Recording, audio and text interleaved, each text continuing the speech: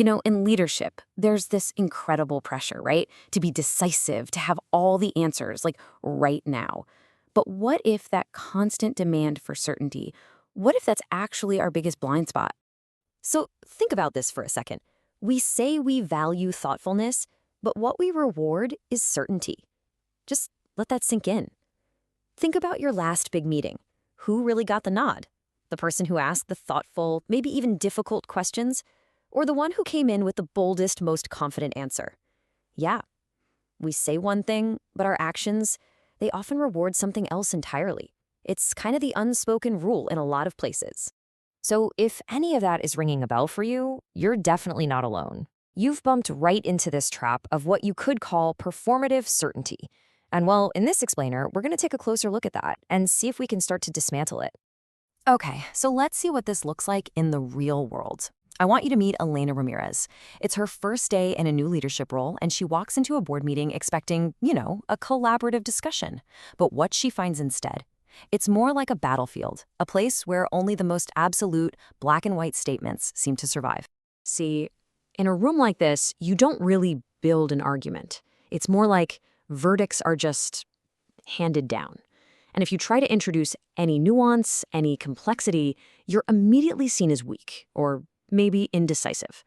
Volume gets mistaken for wisdom. And you can probably guess what happens next. The most certain voice in the room, that's the one that almost always wins. And that right there, that's the hidden cost, the real tax of this culture of certainty. Because when a place rewards that kind of performance, people they learn to stay quiet.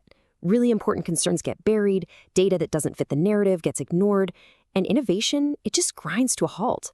The truth doesn't just disappear, it gets pushed underground. And when the truth goes underground, well, trust is right behind it. But here's the thing. That toxic meeting, that's just a symptom. It's not the real problem. The real failure of leadership, it actually happens way before anyone even walks into that room.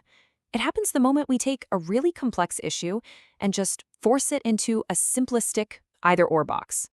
It's so easy to blame leadership failures on bad people, on bad intent.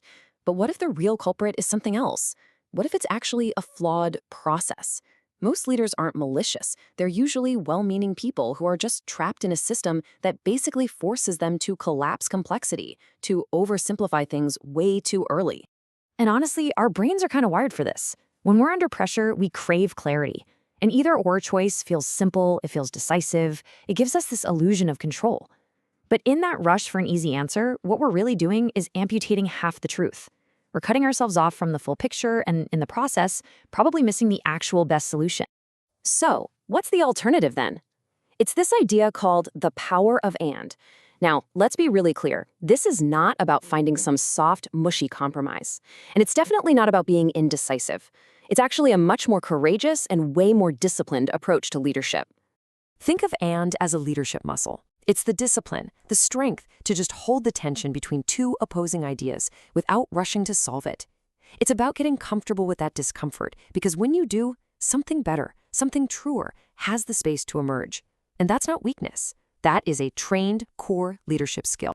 I mean, we hear this all the time, don't we? You have to choose. Are we going to have high standards, or are we going to have empathy? Do we want speed, or do we want restraint? Are you tough, or are you kind? The power of and just completely rejects these false choices. It says, no, we can have standards and empathy. We can have conviction and humility. Okay, so this probably sounds good in theory, right?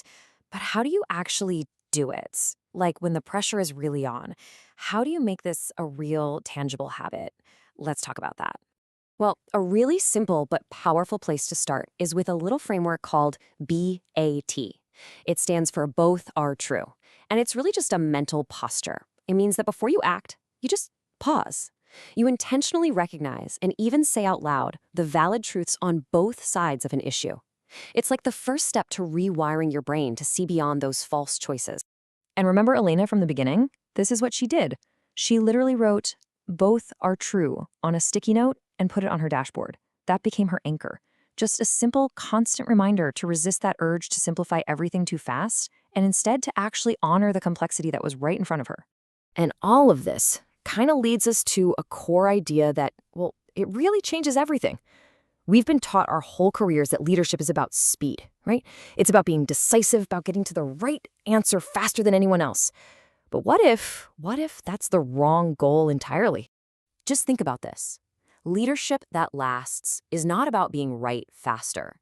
It is about being present longer.